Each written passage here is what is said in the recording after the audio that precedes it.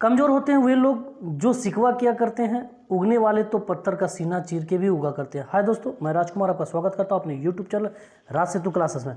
आज मैं बताने वाला हूं आपको कुछ इंपॉर्टेंट क्लास मतलब इम्पोर्टेंट अफवाह तंत्र के बारे में बताऊंगा। इम्पोर्टेंट कुछ नदियां हैं उसके बारे में मैं आज आपको अभ्यास कराऊंगा, और इसके साथ साथ मैं कुछ देखूंगा कि इसकी सहायक नदियाँ कौन सी है, कौन सी नदी कहाँ से निकलती है, और कौन कौन सी नदी किस सागर में गिरती है, और कौन कौन सा नदी किस स्टेट को पार करके जाती है। दोस्तों आज इसी के बारे में मैं डीपली जानकारी लूँगा, और इस पर कुछ मतलब ऐतिहासिक स्रोत के बारे में भी मैं जानकारी लूँगा। और एक बात बताना चाहूँगा कि नदी कितने टाइप की होती है, इसके विषय में भी आज मैं जानूँगा। तो स्टार्ट करते हैं दोस्तों, समय ना गवाते हुए। तो जानते हैं कि भारत का अफवाह तंत्र कह सकते हैं कि भारत की जो नदियाँ होती हैं कितने टाइप की होती है। तो भारत की जो नदियाँ होती है वो दो टाइप की होती है, हिमालय अफवाह तंत्र और प्रायद्वीपीय अफवाह तंत्र।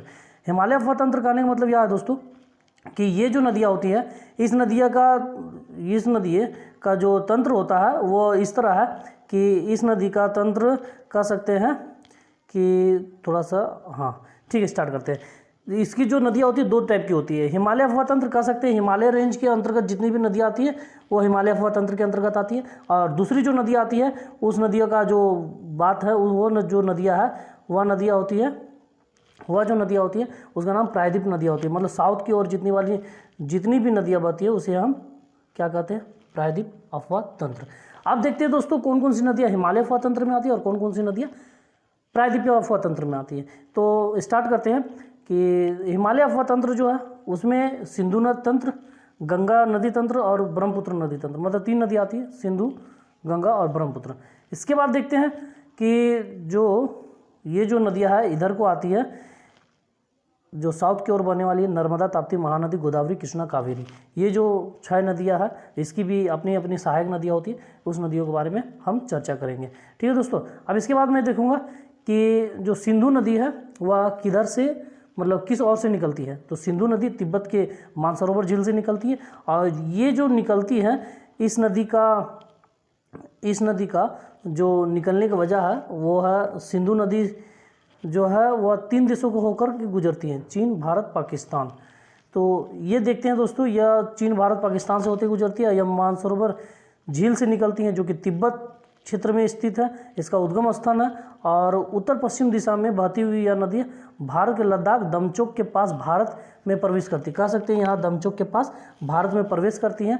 आगे बहती हुई ये नदियाँ गिलगित से होते हुए दर्दिस्तान के पास पाकिस्तान, मतलब यहाँ पे आप कह सकते हैं दामचोक, और यहाँ पे कह सकते हैं दर्दिस्तान के पास से प्रवेश होते हुए पाकिस्तान में गिरती है, और पाकिस्तान से होते हुए आगे चल करके अरब सागर में मिल जाती है दोस्तों।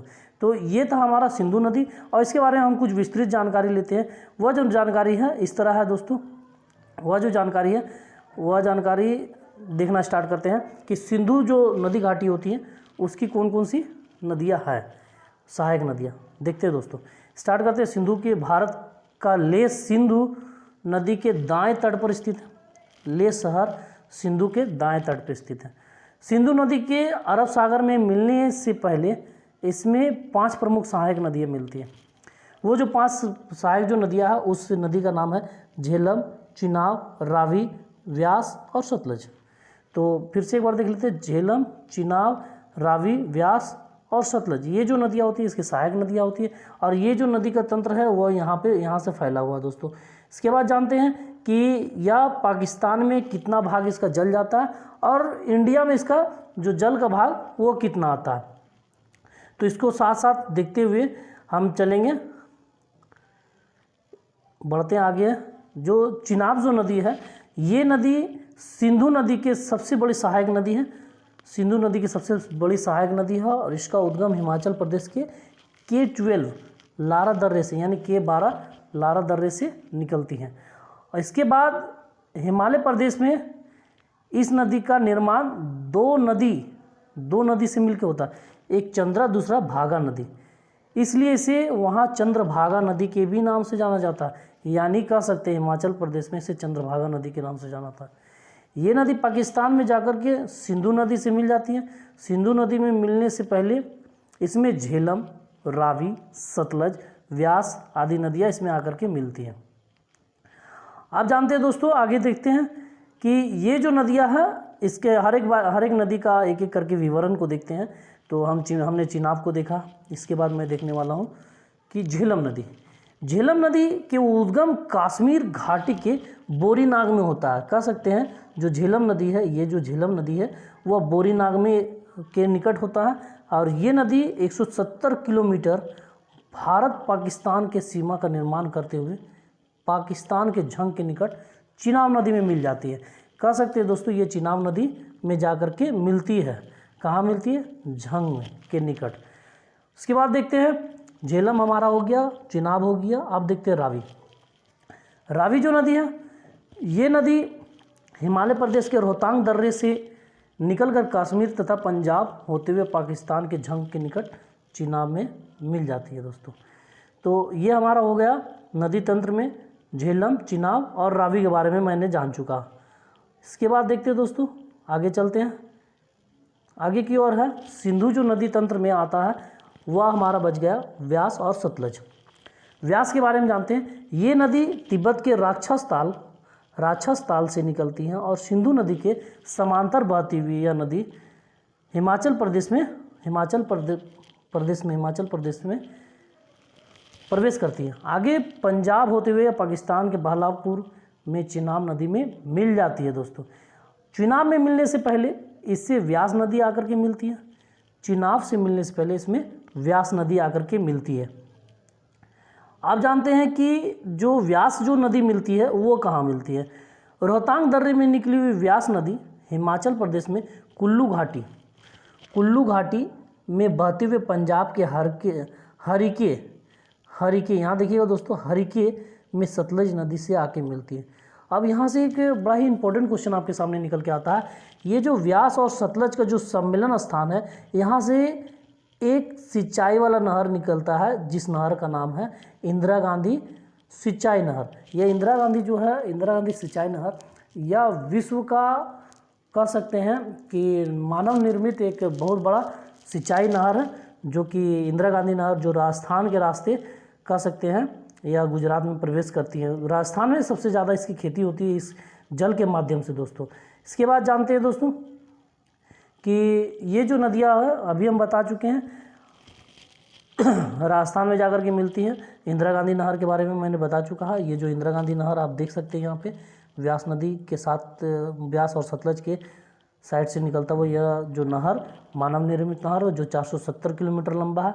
और ध्यान दीजिएगा, पाकिस्तान के बहलावपुर में जब सतलज नदी चिनाब नदी से मिलती है तब ये चिनाब में मिलकर पंचनद नदी का निर्माण करती है। मतलब सिंधु नदी में मिलने से पहले 45 किलोमीटर तक ये पांचों नदियाँ यहाँ एक होकर के आगे बढ़ती। कह सकते हैं पांचों नदियाँ जो है झेलम, चिनाब, रावी, व्यास, सतलज, ये जो पांचों नदियाँ और सिंधु नदी, ये पांचों नदियाँ पंचनद नदी के रूप में आकर के 45 किलोमीटर तक साथ मिल करके चलती है। यहाँ पर देखिए दोस्तों, पांचों नदी एक साथ मिल करके चलती है। और एक बात जानते हैं, ये जो पांचों नदियों का कह सकते हैं पांचों नदी का संगम पंजाब में पांचों नदियाँ बहती है, जिसकी वजह से पंजाब का नाम पंजाब रखा गया। पांचों नदियों का जो कह सकते हैं राज्य है वो पंजाब है, इसी वजह से उसका नाम पंजाब रखा दोस्तों। इसके बाद जानते हैं कि जो सिंधु तंत्र में जो आता है, जो जल समझौता हुआ रहा सिंधु तंत्र में, वह जल समझौता कब हुआ था? यह हुआ था 1960 ईस्वी में भारत और पाकिस्तान के बीच में। और इसमें बताया गया था कौन कौन सी नदी का जल किस देश को इस्तेमाल करना होगा। तो इसमें देखा दोस्तों कि ऊपर से तीन नदी को देख लेते हैं, ऊपर से तीन नदी को देख लेते हैं, सिंधु, चिनाब और झेलम। सिंधु, चिनाब और झेलम, ये जो तीनों नदियाँ हैं, तीनों नदियों का जल का कह सकते हैं ये पाकिस्तान 80% इसका जल इस्तेमाल करते हैं और बाकी बात जो 20% वो इंडिया इस्तेमाल करते हैं। ये हो गया पाकिस्तान इस्तेमाल करते हैं और ये इंडिया। ठीक है दोस्तों, इसके बाद देखते हैं कि जो और तीन नदियाँ बच गई है, व्यास, रावी और सतलज, ये तीनों नदियों का जो जल है 80% जल इंडिया इस्तेमाल करते हैं और 20% जो बचता है वह पाकिस्तान इस्तेमाल करता है। ठीक है दोस्तों, आपको समझ में आ गया होगा। सिंधु जो जल समझौता हुआ था उस समय हमारे देश के प्रधानमंत्री जवाहरलाल नेहरू थे। अब इसके बाद आगे बढ़ते हैं। आगे बढ़ते हुए देखते हैं कि जो गंगा नदी, जो कि सबसे इम्पॉर्टेंट नदी, इससे ज़्यादातर क्वेश्चन हमारा पूछा जाता है, जितने भी कम्पिटिटिव एग्जाम है उसमें देखा जाता है कि जो गंगा नदी, वह उसका उद्गम स्थान के बारे में पूछता है, उसकी लंबाई पूछी जाती है। तो सबसे पहले हम जानते हैं कि इसकी लंबाई कितनी होती है। भारत में गंगा नदी की जो लंबाई है एक्चुअल में 2071 किलोमीटर कह सकते हैं कि, या टोटल लंबाई जो गंगा नदी की है वह 2525 किलोमीटर तक है। और इसे बांग्लादेश में पद्मा के नाम से जाना जाता है। और कह सकते हैं कि जो यहाँ पे जो गंगा जो बनती है, एक्चुअली में ये गंगा बन के निकलती नहीं, ये दो नदियों का संगम स्थान होता है। कह सकते हैं कि एक है जो सतोत्पथ हिमानी से निकलती है अलकनंदा नदी, और दूसरा गोमुख नदी, गोमुख से भागीरथी निकलती है। यानी अलकनंदा और भागीरथी जब दोनों का संगम स्थान देवप्रयाग में होता है तो देवप्रयाग में यह गंगा का रूप धारण करती है। ठीक है दोस्तों, फिर से एक बार देख लेते हैं। भागीरथी और अलकनंदा जब देवप्रयाग में मिलती है तो गंगा नदी का निर्माण करती है और वहाँ से गंगा के नाम से जाना जाता है। अब इसके बाद हम देखते हैं दोस्तों कि जो गंगा नदी कह सकते हैं कि गंगा नदी अलकनंदा के दो प्रमुख सहायक नदियाँ होती है। देखिए दोस्तों, ध्यान देने वाली बात है कि अलकनंदा, जो अभी हम बताएं, अलकनंदा और भागीरथी दोनों मिलकर के गंगा नदी का निर्माण करती हैं। तो इसमें अलकनंदा की सहायक नदी है और कह सकते हैं भागीरथी की भी सहायक नदी है। तो देखते हैं, अलकनंदा की दो प्रमुख सहायक नदी हैं, एक है पिंडारी, एक का नाम है पिंडारी और दूसरा का जो नाम है मंदाकिनी नदी। ध्यान से देखिएगा कि ये जो पिंडारी जो नदी है वो कर्णप्रयाग में आकर के अलकनंदा से मिलती है और मंदाकिनी नदी रुद्रप्रयाग में आकर के मिलती है। मतलब दोस्तों, पिंडारी नदी कर्णप्रयाग में आकर मिलती है और मंदाकिनी नदी रुद्रप्रयाग में आकर के मिलती है। प्रसिद्ध केदारनाथ मंदिर मंदाकिनी नदी के तट पर है। मंदाकिनी नदी के तट पर प्रसिद्ध केदारनाथ मंदिर है, यहाँ पे कह सकते हैं। यहाँ के तट, यहाँ पे देखते हैं केदारनाथ का जो मंदिर है ये यहाँ पे स्थित है। और इस केदारनाथ के नाम पे एक फिल्म भी आया था दोस्तों, आप लोगों ने देखा ही होगा, और बहुत ही सुंदर स्टोरी के साथ इसे बनाया गया था। और ये जो है ये मंदाकिनी नदी के तट पर स्थित है। और बद्रीनाथ का मंदिर जो है अलकनंदा नदी के तट पर स्थित है। यानी बद्रीनाथ का जो मंदिर है वो अलकनंदा नदी के तट पर स्थित है। ठीक है दोस्तों, इसके साथ साथ आगे बढ़ते हुए देखते हैं, आपको आशा करते हैं गंगा नदी समझ में आ गया होगा। इसके बाद आगे चल करके देखते हैं जो गंगा नदी का जो तंत्र, जो टोटली कह सकते हैं, वह किस राज्य से होते हुए, कैसे होते हुए बांग्लादेश से होते हुए बंगाल की खाड़ी में गिरती है। उत्तराखंड से निकली गंगा उत्तर प्रदेश, पहला उत्तर प्रदेश, फिर बिहार, उसके बाद पश्चिम बंगाल तक बहती हुई पश्चिम बंगाल के फरक्का पर ये दो धाराओं में बढ़ जाती है। यानी कह सकते हैं यहाँ फरक्का है, यहाँ से दो धाराओं में बढ़ जाती है। एक पद्मा के नाम से जो कि बांग्लादेश में चला जाता है और दूसरा जो है हुगली के नाम से बढ़ जाता है। हुगली जहाँ पे आपका हावड़ा स्टेशन है वहाँ पे हुगली नदी के नाम से बहती है। भागीरथी नदी बांग्लादेश में मुख्य धारा के रूप में प्रवेश करती है, जहाँ इसे पद्मा के नाम से जाना जाता है। मतलब कह सकते हैं कि बांग्लादेश में गंगा को पद्मा के नाम से जाना जाता है।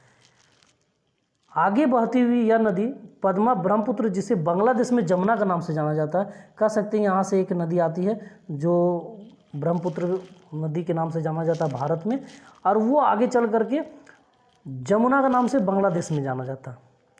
और इसके मिलने से, यानी कह सकते हैं यहाँ से ब्रह्मपुत्र मिला और इसके बाद यहाँ से जो गंगा नदी मिलती है, और ये जो संगम स्थान होता है इसे हम लोग मेघना के नाम से जानते हैं, मेघना के नाम से जाना जाता है। ठीक है दोस्तों,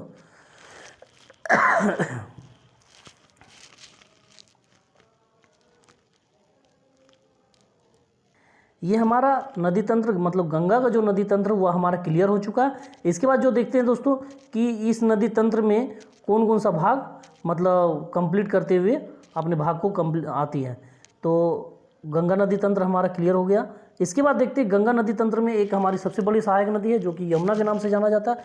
ये जो यमुना नदी है वह कहाँ से निकलती है? गंगा नदी की बहुत सी सहायक नदियाँ होती हैं, जिसमें सबसे बड़ी जो सहायक नदी वह यमुना नदी है जो इस तरह होकर के आती है। और इसकी सहायक नदियाँ एक बार देख लेते हैं, यमुना, कोसी, सोन, गोमती, दामोदर, घघरा, गंडक, रामगंगा। दोस्तों यहाँ पे एक चीज़ है, दामोदर घाटी जो कि हमारा ही क्षेत्र में पड़ता है, पश्चिम बंगाल और झारखंड का बॉर्डर पड़ता है, और बड़ा ही मज़ेदार स्थान है। ठीक है, ये छोटा नागपुर के पठार से निकलता है दोस्तों।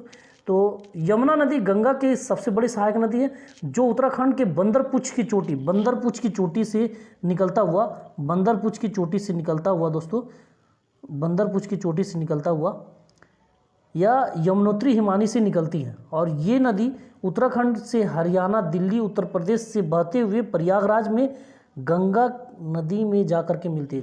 प्रयागराज जो कि यूपी का क्षेत्र है, जहाँ का जो मुख्यमंत्री योगी आदित्यनाथ है। आप जानते हैं दोस्तों, यमुना की नदी, जो यमुना नदी है उसके प्राचीन नाम क्या है? उसका प्राचीन नाम कालिंद नदी है। यमुना की बहुत सी सहायक नदी है, जैसे चंबल, बेतवा, केन, ये सब जो है ये यमुना की सहायक नदी है दोस्तों। ठीक है, इसके बाद जानते हैं दोस्तों कि इसके बाद जो है वो चंबल नदी किसे कहते हैं, बेतवा किसे कहते हैं और केन किसे कहते हैं, इसके विषय में थोड़ा सा देख लेते हैं। चंबल नदी, ये नदी मध्य प्रदेश के इंदौर स्थित मह क्षेत्र जानापाव पर्वत से निकलती है। जानापाव पर्वत से निकलती है। उत्तर मध्य भाग में बहते हुए यह नदी राजस्थान से होकर के उत्तर प्रदेश इटावा में यमुना नदी से आकर के मिलती है। ये इटावा में यमुना नदी से आकर मिलती है। इसकी लंबाई 965 किलोमीटर होती है। इसकी लंबाई जो है वो 965 किलोमीटर। बेतवा जो नदी है मध्य प्रदेश के भोपाल से निकलती हुई, जो उत्तरी पूर्वी दिशा में बहते हुए उत्तर प्रदेश के हमीरपुर में यमुना से मिल जाती है। हमीरपुर से यमुना में मिल जाती है दोस्तों। ध्यान रखिएगा, प्रसिद्ध स्थान सांची, सांची जो कि बौद्ध स्मारक के लिए प्रसिद्ध है, जहाँ पर अशोक ने अपना स्तूप बनवाया था 3री शताब्दी में। और यह जो स्तूप है यह बहुत ही नामी स्तूप है। ये स्तूप कहने का मतलब सांची का स्तूप। अभी हम लोग आज का जीके में समझिए, जनरल नॉलेज के तौर पे ऐतिहासिक जितने भी स्मारक है वो कह सकते हैं हमारे देश के प्रधानमंत्री हमारे नोटों के पीछे छपवाएं। तो आप लोग से मतलब एक बात और शेयर करना चाहते हैं, जो सांची का स्तूप है वो 200 का नोट के पीछे जो स्तूप बना हुआ वो सांची का स्तूप है दोस्तों। ठीक है, इसके बाद जानते हैं दोस्तों, आगे की ओर बढ़ते हैं। जो गंगा नदी के अंतर्गत और भी कुछ सहायक नदी आती है, जो कि कोसी नदी। ये नदी नेपाल में हिमालय नदी से निकलती है। नेपाल से हिमालय से निकलती है और बिहार में प्रवेश करती है। ये नदी प्राय अपना मार्ग बदलने के कारण चर्चा में रहती है, मतलब अपना रास्ता बदल के चलती है। और ये इसे बिहार का शोक भी कहा जा सकता है। और ये नदी बिहार के कटिहार में गंगा नदी से मिल जाती है। कह सकते हैं कटिहार जो क्षेत्र पड़ता है वो बंगाल और बिहार का कह सकते हैं बॉर्डर लाइन है। दामोदर नदी, जिसके बारे में बता चुका हूँ, झारखंड का छोटा नागपुर पठार से निकलता और पश्चिम में बहती हुई हुगली नदी में जाकर के मिल जाता है। इस नदी में अचानक बाढ़ आने की वजह से इसे बंगाल का भी अभिशाप या कह सकते बंगाल का शोक नदी के नाम से जाना जाता है, दामोदर नदी को। और इस नदी को जैविक मारुस्थल भी कहा जाता है दोस्तों। इसके बाद देखते हैं कि जो गंगा नदी तंत्र में ही आता है गोमती नदी, सोन नदी। गोमती नदी जो है इस नदी तंत्र में, इस नदी का उद्गम उत्तर प्रदेश के पीलीभीत स्थित गोमताल से होता है और जिसे फुलहर झील भी कहते हैं। ये गंगा नदी की एकमात्र ऐसी सहायक नदी है जिसका उद्गम मैदान से हुआ। कह सकते गोमती नदी जो है उद्गम जो होता है वो मैदान भाग से होता है। सोन नदी मध्य प्रदेश के अमरकंटक की पहाड़ी, देखिए दोस्तों ध्यान से देखिएगा, अमरकंटक की पहाड़ी से निकलती है और ये है हमारा अमरकंटक की पहाड़ी। इस पहाड़ी से निकल करके उल्टी दिशा में बहती है। इससे एक क्वेश्चन और टूटता है कि जो भारत में कौन सी नदी है जो उल्टी दिशा में बहती है, तो वह नदी है सोन नदी। यमुना नदी के बीच जल विभाजन का जो काम करता है उसे कैमूर की पहाड़ी भी कहते हैं। कैमूर की जो पहाड़ी है यहाँ से 2 भाग में बढ़ जाती है। कह सकते हैं कि अमरकंटक की पहाड़ी से होते हुए मतलब जो सोन नदी यमुना नदी के बीच जो जल विभाजन होता है उसे कैमूर की पहाड़ी अलग करती है। इनके अलावा गंगा की सहायक नदी है घाघरा, जिसे सरायू नदी के नाम से जाना जाता है। सरायू नदी से एक क्वेश्चन क्रिएट होता है दोस्तों, सरायू नदी के तट के किनारे कौन सा क्षेत्र स्थित है जो कि ऐतिहासिक क्षेत्र है, वह है अयोध्या। अयोध्या जो है वो सरायू नदी के तट पे स्थित है। और गंडक नदी गंगा के बाएं तट पर आकर के मिलती है दोस्तों। इसके बाद आगे की ओर बढ़ते हैं दोस्तों। इसके बाद देखते हैं कि गंगा नदी से संबंधित कुछ पॉइंट हैं। कौन सी नदी किस ओर से आकर के मिलती है, तो जानते हैं इस तरह का क्वेश्चन समझिए आईएएस लेवल में पूछा जाता है और एसएससी लेवल में भी यह क्वेश्चन क्रिएट किया जाता है, पूछा जाता है कि गंगा नदी में बाएं ओर से कौन कौन सी नदी मिलती है और दाएं ओर से कौन कौन सी। तो हम देखते पहले बाएं ओर से गोमती, गंडक, घाघरा और कोसी, ये चारों नदी निकलती है बाएं ओर से। दाएं ओर से यमुना, सोन और टोंस, ये जो नदियां हैं ये दाएं ओर से निकलती है। गंगा नदी को 2008 में राष्ट्र नदी का दर्जा दिया गया था और गंगा के किनारे बसा हुआ सबसे बड़ा जो शहर है वो कानपुर है। गंगा नदी का प्रवाह जो क्रम है वह है उत्तराखंड, उत्तर प्रदेश, बिहार और पश्चिम बंगाल। इसके बाद देखते हैं दोस्तों, इसके बाद देखते हैं कि जो ब्रह्मपुत्र की जो नदी है वह किस तरह से फैली हुई है। ब्रह्मपुत्र जो नदी है उसे हम लोग तिब्बत में, तिब्बत के जो लोग हैं या चाइना में उसे यारलुंग जांगबो के नाम से जाना जाता है, यारलुंग जांगबो के नाम से जाना जाता है दोस्तों। और इसके बाद जो है यह दिहांग के नाम से जाना जाता है हमारा अरुणाचल प्रदेश में, और ब्रह्मपुत्र के नाम से असम में जाना जाता है। और ये जब बांग्लादेश में प्रवेश करती है उसे जमुना के नाम से जाना जाता है। और ये जब आकर के मिलती है, कह सकते हैं गंगा से, तो इसे मेघना के नाम से जाना जाता है। तो यहाँ पे इतना ही इसके बारे में जानते हैं, जो कि बड़ा ही इंपॉर्टेंट था, जो कि हम बता चुके हैं। एक बार फिर से देख लीजिएगा दोस्तों। इसके बाद देखते हैं कि ब्रह्मपुत्र की जो नदियाँ हैं वह डेल्टा का निर्माण करती है। सुंदरवन डेल्टा विश्व का सबसे बड़ी डेल्टा का निर्माण करता है। और इस नदी के तंत्र में जानने योग्य एक बात और है, बड़ा ही इम्पोर्टेंट है। सबसे बड़ी जो कह सकते हैं नदी द्वीप का जो निर्माण करता है वो कौन करता है? ब्रह्मपुत्र नदी। वह जो नदी द्वीप है उस नदी द्वीप का नाम है उपनाद। उपनाद नदी द्वीप सबसे बड़ी नदी द्वीप है।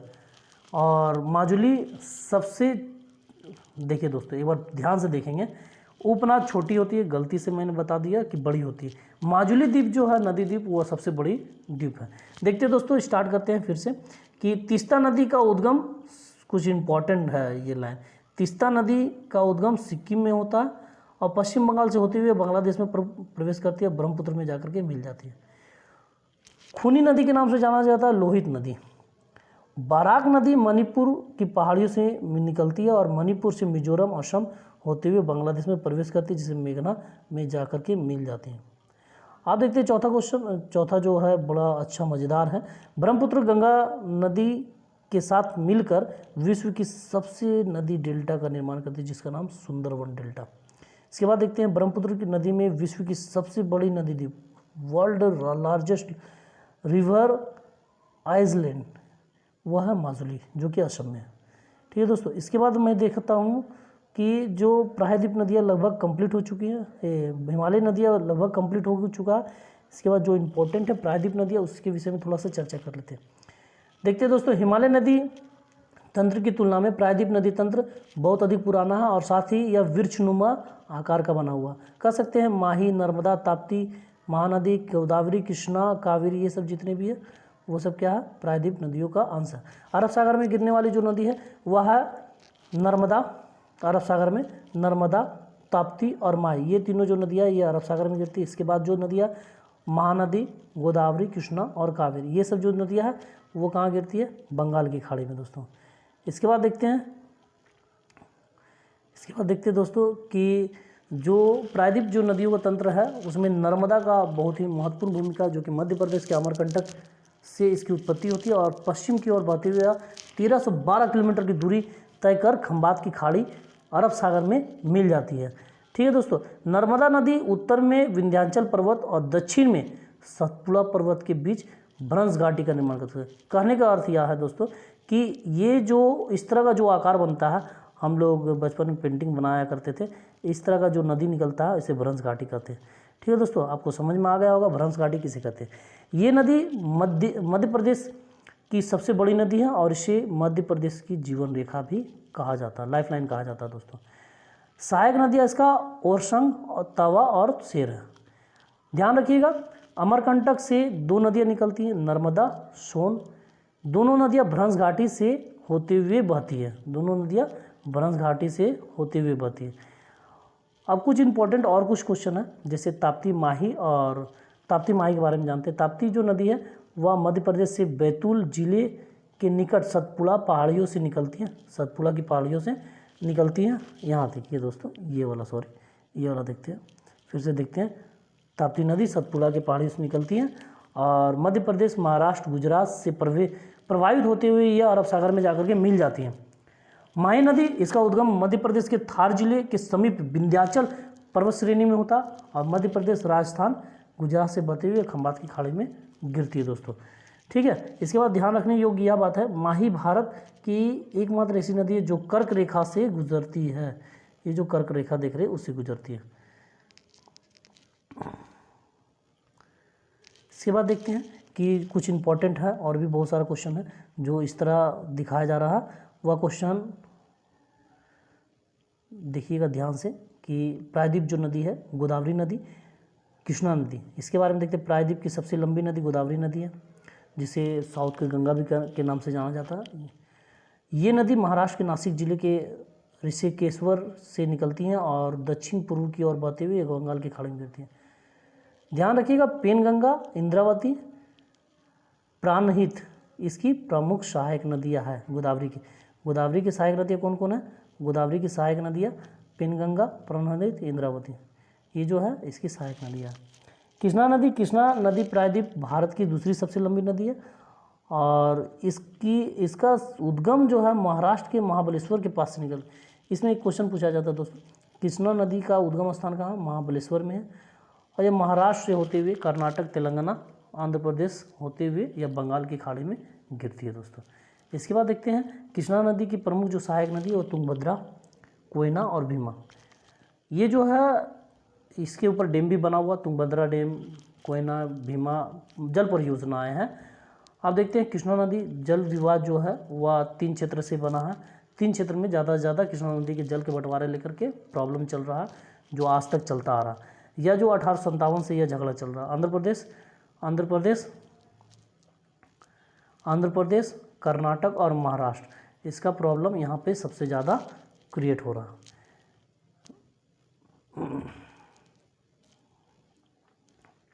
आप जानते हैं दोस्तों कि जो प्रायद्वीप नदियाँ लगभग कंप्लीट हो चुकी है, जिसमें कुछ नदियाँ देख लेते हैं। महानदी छत्तीसगढ़ उड़ीसा की प्रमुख नदी है। महानदी जो है छत्तीसगढ़ उड़ीसा की प्रमुख नदी है। इसका उद्गम छत्तीसगढ़ के रायपुर के निकट सिहावा पहाड़ी से होती है। नदी आगे पूर्व की ओर बहते हुए उड़ीसा में प्रवेश करती है और आगे चल के डेल्टा का भी निर्माण करते हुए बंगाल की खाड़ी में गिर जाती है। ध्यान रखिएगा, ये तेल नदी और जोंक, देखिए तेल नदी और जोंक महानदी की प्रमुख सहायक नदियाँ। इसके बाद देखते हैं कि कावेरी नदी कर्नाटक के कर्ग के निकट ब्रह्मगिरी पहाड़ियों से निकलती है और कर्नाटक, तमिलनाडु से बहते हुए तिरुचिरापल्ली के निकट बंगाल की खाड़ी में गिर जाती है। ध्यान रखिएगा, ऐसे दक्षिण भारत की गंगा के भी मतलब कह सकते हैं वृद्ध गंगा के भी नाम से जानते हैं। अब आते हैं दोस्तों इसकी कुछ इम्पोर्टेंट जो टर्म है देख लेते हैं। कुछ नदियाँ हैं जो कि हमने यहाँ पे डिस्कशन हमने तो कर चुका है, लेकिन ये किसी की सहायक नदी नहीं होती, ये खुद निकलती है और खुद गिरती है। कह सकते हैं स्वर्णरेखा नदी, इसमें कोई सहायक नदियाँ नहीं होती, लेकिन यह जो है झारखंड से बहने वाली पहाड़ी नदी है और ये नदी रांची के निकट छोटा नागपुर पठार से निकलती हुई झारखंड से निकलकर पश्चिम बंगाल, उड़ीसा से होते हुए बंगाल की खाड़ी में गिरती है। कह सकते हैं दामोदर नदी से आगे चल करके मिल जाती है। इसके बाद देखते हैं प्रसिद्ध शहर जमशेदपुर टाटा नगरी इस नदी के तट पर स्थित है और लूनी नदी जो है या जो है अरावली पर्वत श्रृंखला से निकलती है, जो कि पुरानी मोड़दार पर्वत है और यह नदी रास्ते में आकर के लुप्त हो जाती है। कह सकते हैं यही एक ऐसी नदी है लूनी नदी जो कि वह मैदानी क्षेत्र में ही लुप्त हो जाती है और इस नदी को सॉल्ट रिवर के भी नाम से जानते हैं। इस नदी को सॉल्ट रिवर के भी नाम से जानते हैं। ठीक है दोस्तों, आप जानते हैं, आप देख लेते हैं कुछ मतलब VBI क्वेश्चन के तौर पे है, वह है काली नदी, पेन्नार नदी। काली नदी, इस नदी को शारदा और काली गंगा के नाम से जाना जाता है। काली गंगा के नाम से भी जाना जाता है इसे, देख लीजिए यहाँ पे है। ये नदी हिमालय स्थित काला पानी नामक स्थान से निकलती है, उत्तराखंड, उत्तर प्रदेश से होते हुए ये नदी घाघरा नदी के साथ मिल जाती है। ध्यान रखिएगा, काली नदी पूर्व की ओर नेपाल और भारत की अंतर्राष्ट्रीय सीमा कह सकती है। ये जो काली नदी यहाँ पे वो भारत और नेपाल की बॉर्डर लाइन है। पिन्नार नदी की एक प्रमुख नदी है। ये नदी कर्नाटक के नंददुर्ग पहाड़ी से निकलकर पूर्व की ओर 970 किलोमीटर बहकर बंगाल की खाड़ी में गिरती है दोस्तों। तो दोस्तों आशा करते हैं या आप लोग को नदी तंत्र समझ में आ गया होगा, और ख़ास करके ये इतना ही डीप क्वेश्चन इसमें तैयार किया गया है दोस्तों कि आपको हमेशा के लिए ये याद हो जाएगा, और बढ़िया ढंग से यह क्वेश्चन आप एक दो बार दिमाग में रखिएगा। और बहुत सारा क्वेश्चन इससे क्रिएट होता है। लगभग इसमें सारी जो नदियाँ हैं, सहायक नदी, मेन नदी, कौन सी नदी कहाँ गिरती है, इसके विषय में चर्चा कर दिया। कुछ पहाड़ियों का भी नाम आया है। तो आशा करते हैं आपको यह वीडियो समझ में आया होगा, पसंद आया होगा। यदि आपको पसंद आया होगा तो लाइक कीजिए, शेयर कीजिए, सब्सक्राइब कीजिए। और आगे तो इसके अलावा और कुछ बोलने योग्य बात है ही नहीं। और आशा करते हैं आपको और भी ज़्यादा अच्छा समझ में आएगा। और एक हमने शुरुआत में बोला था डायलॉग के रूप में, कमज़ोर होते हुए लोग जो शिकवा किया करते हैं, कमज़ोर होते हुए लोग जो शिकवा किया करते हैं, उगने वाले तो पत्थर का सीना भी चीरकर उगा करते हैं। ठीक है दोस्तों, तो आपको पत्थर का सीना चीरना समझिए, आपको सरकारी जॉब लेना है, उसके लिए फ़ाइट करना है। तो आज का क्लास यहीं समाप्त करते हैं दोस्तों। जय हिंद।